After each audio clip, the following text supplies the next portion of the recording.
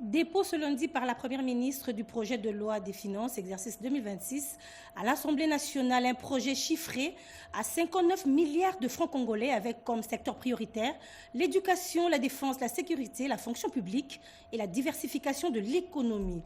Lancement du géoportal pour moderniser la gestion urbaine sous le volet transformation digitale. Il vient moderniser la gestion urbaine de la capitale congolaise. Voilà tout pour les titres. Madame, Messieurs, bonsoir et bienvenue à ce journal de 19h sur l'RTNC. La Première ministre Judith Suminwa Tuluka a déposé ce lundi dans le délai constitutionnel le projet de loi des finances 2026 évalué à 59 milliards de francs congolais. Ce budget en hausse de 16% définit les priorités du gouvernement pour l'année à venir. C'était lors de la plénière de la rentrée parlementaire, session de septembre. Annie Malaka et Patrick Badibanga ont signé ce reportage. De tradition, les routes sont bondées tous les jours. Le lundi 15 septembre, date de la rentrée parlementaire, c'est un pic. En plus des difficultés habituelles de transport, les impératifs sécuritaires pour plus de sérénité dans l'organisation de ces cérémonies de rentrée parlementaire ont imposé une restriction de circulation autour du Palais du Peuple. Entre le Palais du Peuple et les centres culturels d'Afrique centrale, pas de passage. Entre le commissariat général de la police et le Palais du Peuple, pas de passage non plus. Ajoutez à cela la fermeture pour travaux de l'avenue Kassavoubou à hauteur du pont Kabu. Accéder au centre-ville devient un combat des gladiateurs, car les chauffeurs, qui d'ordinaire sont très courtois, le deviennent davantage. Les demi-terrains battent leur plein, les budgets des transports augmentent et celui des ménages en subit forcément le coup. Des gagnes petits, programme 2000 francs de transport pour un lundi matin, quand soudain le trajet coûte 2 ou 3 fois plus. Il est donc évident que les contraintes sécuritaires prennent en compte la nécessité de mobilité qui est en fait le carburant de l'économie de la ville. Les impératifs scolaires, il y en a également. Les enfants qui vont et viennent sont soumis à d'énormes supplices. Ceux qui attendent les bus font face à un soleil de plomb et ceux déjà dans les bus à une chaleur suffocante alors qu'ils ont droit au repos. Il y a aussi un autre impératif de santé. Les ambulances transportant des personnes qui luttent pour rester en vie n'ont aucune issue. Prochainement, pensez-y, lorsque la seule bonne décision à prendre sera de barricader les routes, qui sont déjà très nombreuses à Kinshasa. Voilà, vous venez de suivre la rentrée parlementaire et son impact sur la circulation routière à Kinshasa. Lutte contre les accidents de circulation aux alentours des écoles à Bunia. La Commission nationale de prévention routière de l'Ituri a lancé l'implantation des panneaux de signalisation routière dans les lieux stratégiques. La cérémonie a eu lieu ce lundi au complexe scolaire Jean-Marie Junior. Sélémani a signé ce reportage. Vous avez vu? En tant que conseillère technique du gouvernement en matière de prévention routière, la Commission nationale de prévention routière, SENPER, en province de l'Ituri, s'est résolument engagée à protéger les élèves contre les risques d'accident à l'occasion de cette rentrée scolaire. Dans cette optique, plusieurs établissements scolaires de Bunia ont été dotés de signaux routiers. Ces dotations s'inscrivent dans la droite ligne de la vision du ministre de Transport et Voies de Communication, Jean-Pierre Bemba Gombo, et le porté par le président national de la SENPER, Bienvenue Mounia-Soubi, et mise en œuvre en Ituri par Madame Irène Bouboulenga, directrice provinciale. La SENPER, dans notre mission de la prévention d'accidents et de la sécurité routière, nous avons jugé bon d'appuyer et d'encadrer vos initiatives pour renforcer davantage la sécurité de nos enfants. Cette initiative est chaleureusement saluée par le chef d'établissement qui y voit une avancée majeure pour la sécurité des élèves. Nous voyons tous les matins, quand nous venons à l'école, il y a des voitures, des piétons et des élèves et d'autres personnes qui ont du mal à traverser. Ce que vous venez de nous donner va nous permettre de réguler la circulation ici au niveau de nos écoles. Nous allons assurer la sécurité de la traversée de la chaussée sans aucun problème. Une cinquantaine de responsables d'écoles de Bunia ont été sensibilisés sur la mission de la SENPER en matière de prévention et de sécurité routière. Géoportail, un outil numérique inscrit dans le cadre de la transformation digitale. Cette plateforme vise à moderniser la gestion urbaine de la capitale en fournissant des données géospatiales fiables pour une meilleure prise de décision stratégique. Suivons en image. C'est une vision portée par le gouverneur de la ville-province Kinshasa, Daniel Bumba Lubaki. Les géoportails s'inscrivent pleinement dans le cadre du programme Kin Ezobonga. Sous les volets de transformation digitale, cet outil incarne la volonté de moderniser la gestion urbaine et faire de Kinshasa une ville intelligente, innovante, résiliente et inclusive. Grâce à ce dispositif, Kinshasa se dote désormais d'un système intégré de collecte, d'analyse et de diffusion des données géospatiales. Il permettra aux décideurs, aux investisseurs, aux chercheurs, mais aussi aux citoyens d'accéder à des informations fiables et actualisées. Cette plateforme numérique, conçue pour accompagner la modernisation de la gestion de la capitale, centralise et met à disposition des géospatiales fiables pour soutenir la planification urbaine et la prise de décisions stratégiques, dont une étape clé vers la transformation digitale de la gouvernance urbaine. Les géoportails renforcent les capacités des services publics à disposer d'informations fiables et partagées, condition essentielle d'une gouvernance moderne et efficace. Géoportail a été réalisé dans le cadre du projet Kin Elenda, financé par la Banque mondiale et piloté par la cellule infrastructure pour le développement urbain de Kinshasa, CDUK, avec comme fiabilité doter la ville de Kinshasa d'un outil moderne pour gérer efficacement des données urbaines et améliorer la coordination entre différents acteurs du développement. Les ressortissants du Bas-Ouélé résidant à Issiro dans le Haut-Ouélé saluent les efforts des gouverneurs de ces deux provinces. Ils l'ont dit au cours d'un échange le week-end passé.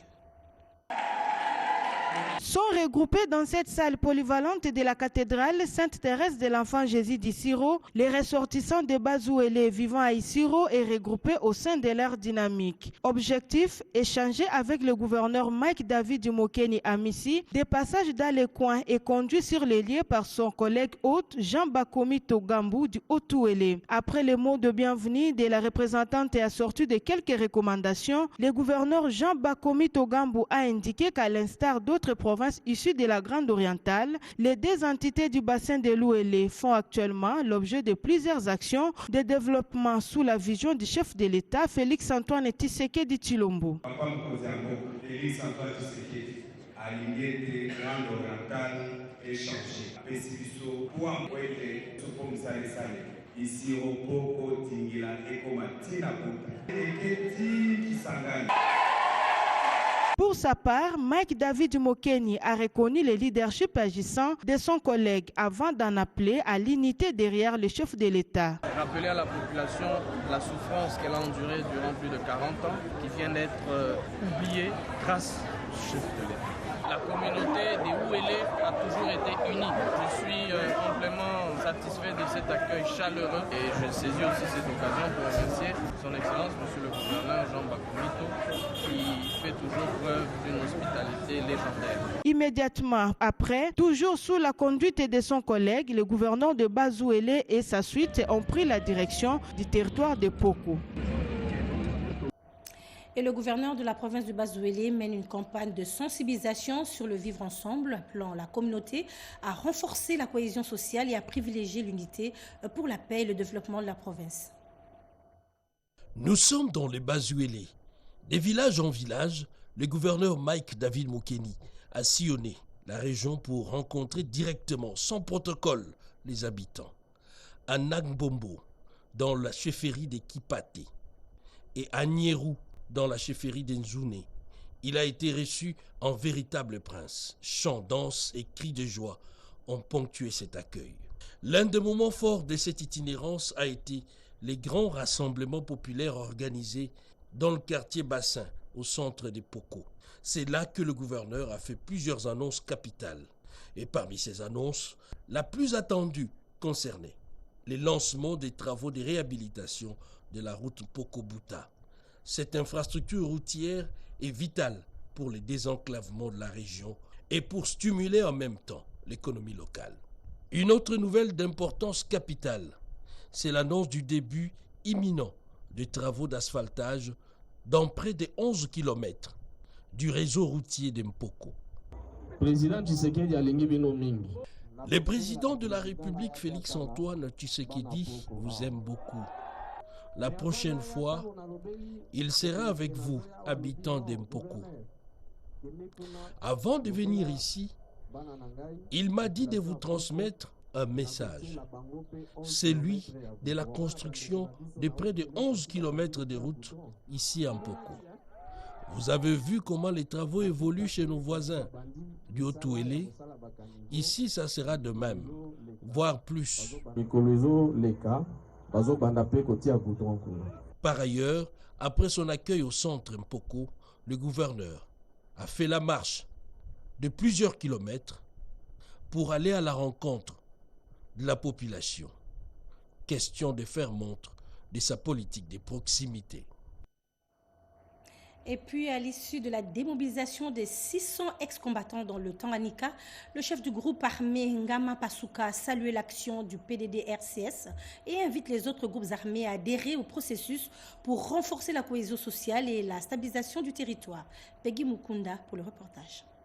Il a tenu à remercier le programme de désarmement, de mobilisation, relèvement communautaire et stabilisation PDD-RCS pour la vaste opération de démobilisation des ex-combattants qui vient d'être achevée dans la province de Tanganyika. L'ancien leader Kyungu Nkulu Sébastien du groupe armé Ngoma Pasuka a salué l'initiative du PDD-RCS conduit de main par le coordonnateur national Jean Dédieu Désiré Ntanga. Selon la vision du chef de l'État, Félix-Antoine Tshisekedi, qu'il considère comme un signal fort pour la paix durable, particulièrement dans le sud du territoire de Kalemi, longtemps touché par les conflits armés. Il demande au PDD-RCS de poursuivre ses actions dans d'autres zones des territoires de Kalemi et Nyunzu. Cette opération pilote a permis au programme de démobiliser notamment dans les rangs Fimbo Nafimbo, Ngoma Pasuka, Tigre et Toi, principaux groupes armés actifs dans la zone. Notons également que ces premières opérations de démobilisation des 600 ex-combattants dans les Tanganyika qui viennent de s'achever marquent une étape cruciale dans la consolidation de la paix. Au Nord Kivu, le gouvernement militaire s'est rendu le week-end passé à la commune rurale de Kasindi. Le général Somo Kakoulé y a lancé les travaux de modernisation de la voirie avant de s'entretenir avec les services membres de l'ordre opérationnel aux frontières. Images et commentaires. Le gouverneur militaire du Nord Kivu, le général-major Somo Kakoulé Evariste, est arrivé ce 13 septembre 2025 en commune rurale de Kasindi. L'autorité provinciale, accueillie en pompe, a lancé les travaux de construction d'un gros collecteur d'eau de près de 10 mètres de large, 2 mètres de profondeur et 4 km de longueur sur la RN4. Une réponse à la demande de la population qu'il a rencontrée sur place il y a de cela 2 mois. Il a ensuite lancé les travaux de modernisation de la voirie sur cette même route et quelques artères secondaires pour le prestige de ce poste frontalier, mais également l'amélioration des conditions de travail des importateurs et exportateurs. Tous ces travaux financés par les recettes provinciales grâce au partenariat public-privé à la satisfaction des contribuables. L'image de la relance des infrastructures qui sont en train d'être observées, c'est une chose qui nous a vraiment beaucoup plus émis. Plusieurs familles abandonnent leurs parcelles, abandonnent leurs maisons, mais aujourd'hui, comme le gouverneur venait d'arriver et il vient de lancer les travaux, vraiment, vous aviez vu l'engouement de la population. Le chef de l'exécutif tape le poing sur la table. Les services membres de l'ordre opérationnel doivent respecter l'arrêté du chef de l'exécutif. Plus question de tracasserie ni de fraude, moins encore d'évasion fiscale. Faisons respecter la République. Les gens qui arrivent chez nous ici, ils trouvent qu'on peut arriver à une frontière, on paye une fois, on passe. L'ACAD, le comité local des cafés cacao, l'IDIC, et autres partenaires ont été félicités publiquement par l'autorité où la population vit paisiblement avec son armée et sa police.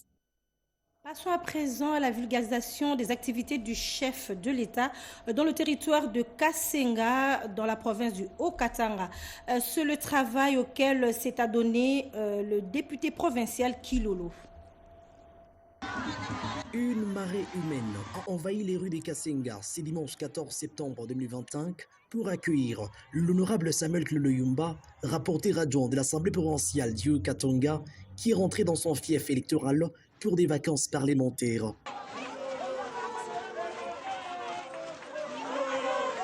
De l'entrée de la cité jusqu'aux artères principales en pleine réhabilitation par le gouverneur bâtisseur Jacques Kiabula Katwe. Chants, danses et cris de joie ont traduit l'attachement de la population à son élu. Dans son adresse, Samuel Kilolo-Yumba a remercié ses électeurs pour cette mobilisation massive, réaffirmant son engagement à défendre leurs aspirations à l'Assemblée provinciale.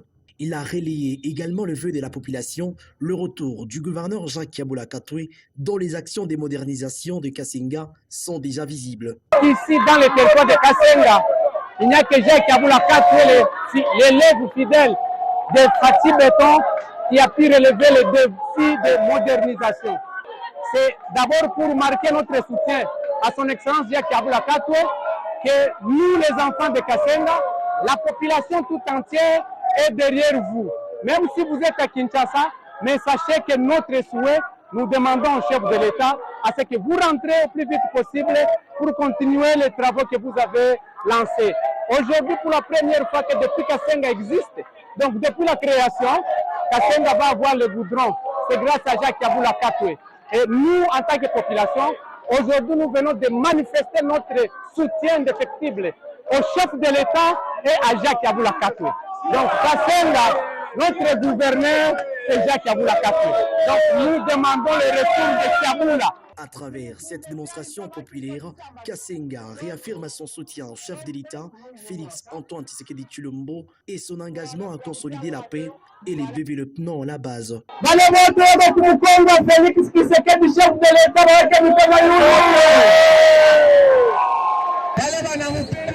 Jacques Kiabula Katwe waweke mikono yote.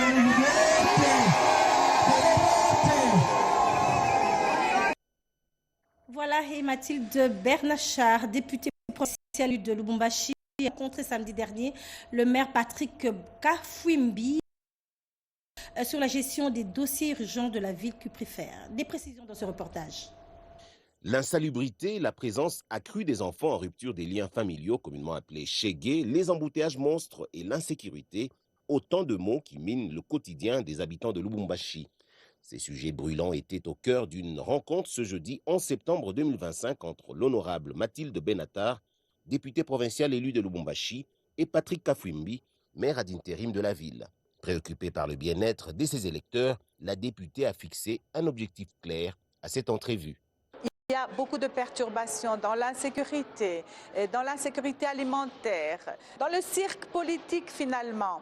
Et je pense que le maire de la ville est vraiment motivé pour que la ville de Lubumbashi puisse avoir un calme. Nous avons parlé des enfants de la rue, nous avons des majeurs et des mineurs. Qu'allons-nous faire des majeurs qui deviennent des bombes à retardement pour nous dans la ville de Lubumbashi? Et pour passer à l'action, l'élu du peuple a proposé au maire de trouver des plans B urgents et pragmatiques pour 3 dossiers sensibles. Il faut absolument que le maire de la ville puisse développer un plan B à part Kanyama-Kassé. Nous allons en parler avec la ministre Genre et Famille pour voir comment est-ce qu'elle s'occupe de ce dossier-là, des mineurs, des majeurs délinquants dans la ville de Lubumbashi. Reste à voir maintenant comment le maire va concrètement traduire ses propositions en action sur le terrain.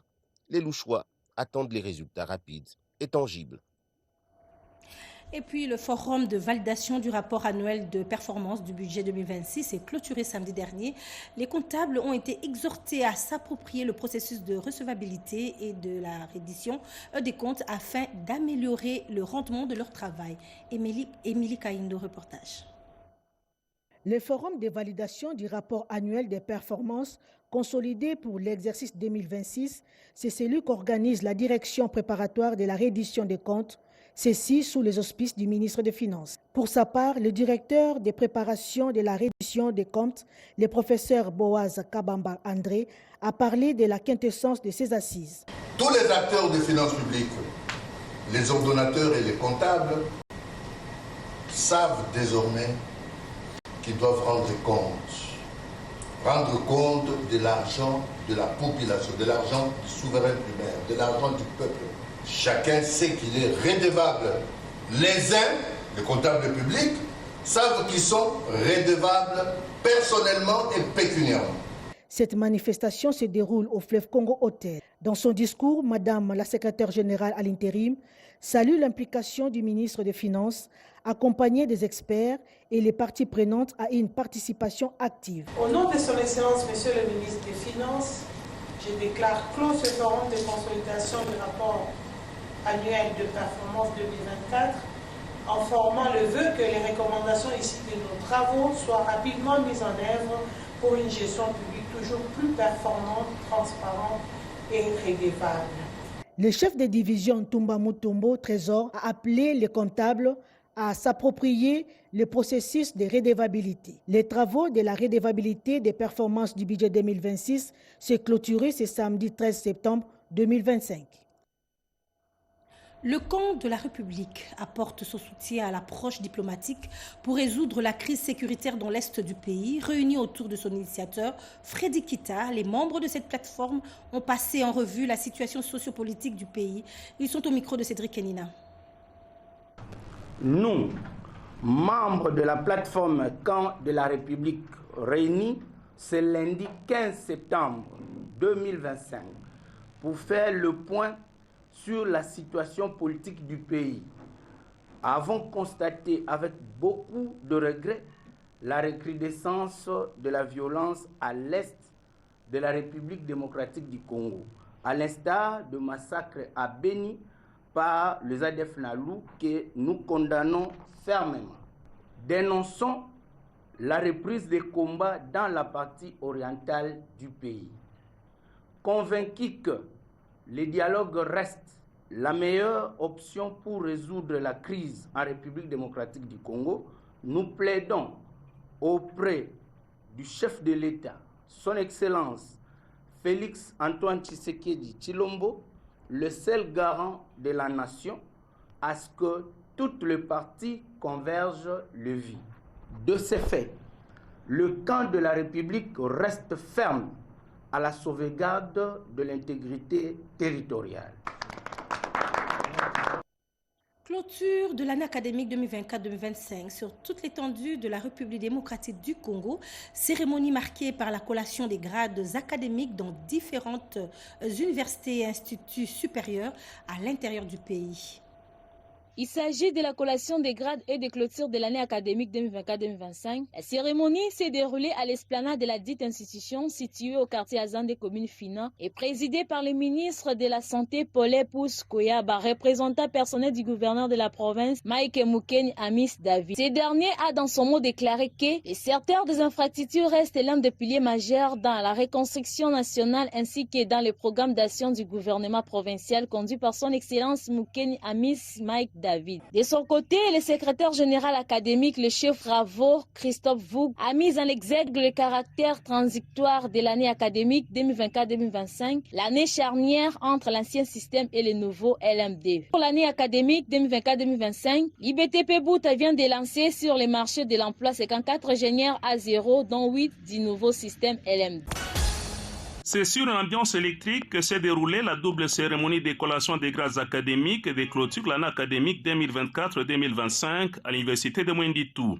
Cette grandiose manifestation a été présidée ce samedi 13 septembre 2025 par le maire de Mwenditou, Gérard Tshibanda Kaboué, dans l'amphithéâtre de cet alma mater. Dans son discours de politique générale, le recteur, le professeur ordinaire Innocent Tshibangou Mwamba a invité les lauréats de porter les couleurs de son université et d'être le véritable acteur ambitieux de développement.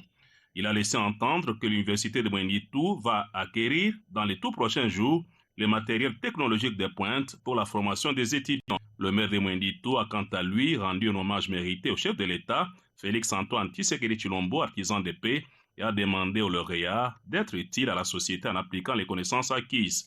Au total, près de 500 lauréats des différents domaines de l'ancien et du nouveau système ont été lancés sur le marché d'emploi dans une ambiance empreinte de cordialité.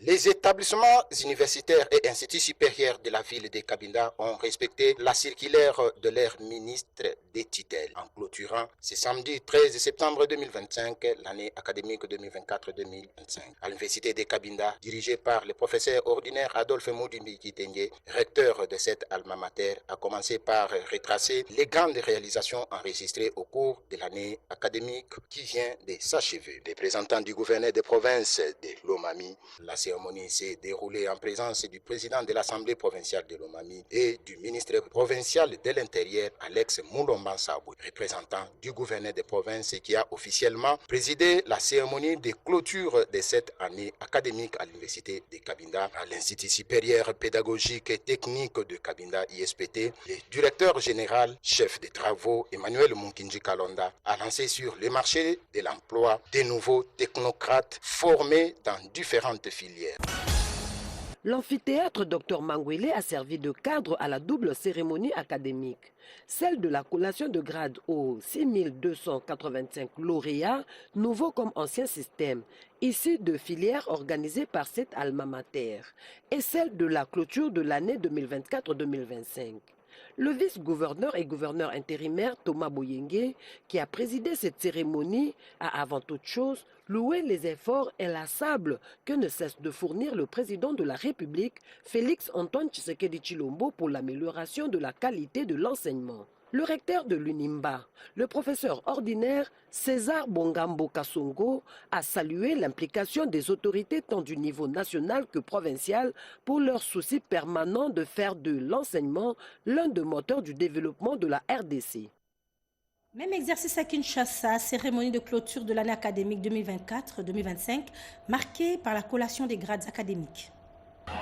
Pour cette année, au total, plusieurs lauréats issus des différentes filières et orientations ont été lancés officiellement sur les marchés d'emploi à l'Institut supérieur d'informatique, programmation et analyse ISIPA. Ces lauréats ont été formés conformément au système LMD, actuellement en vigueur en République démocratique du Congo. Après la présentation de la politique générale de cette institution et la lecture du rapport académique, les lauréats, au travers les porte-paroles, ont également pris la parole pour exprimer leur reconnaissance. Le point culminant de cette manifestation a été la proclamation des résultats avant la remise des diplômes aux différents finalistes. Ces derniers ont été appelés à être les créateurs d'emplois et surtout à mettre à profit les connaissances acquises pour contribuer au développement économique de la société congolaise. La cérémonie s'est déroulée en présence des autorités politico-administratives. Fidèle à sa mission, l'Institut supérieur d'informatique, programmation et analyse, ISIPA, s'impose de plus en plus comme un acteur majeur de l'enseignement supérieur et universitaire en République démocratique du Congo.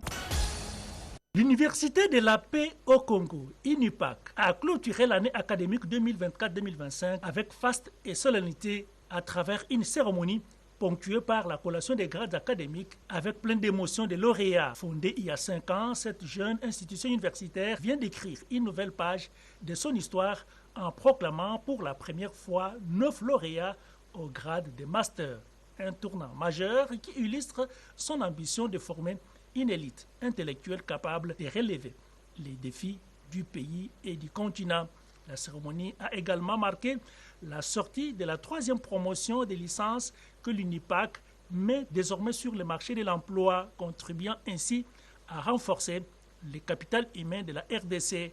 Parmi les lauréats, Dieudonné Lukama, résident en Europe, a tenu à partager sa vision, celui de valoriser la culture africaine afin que l'Afrique retrouve ses lettres de noblesse dans les concerts des nations.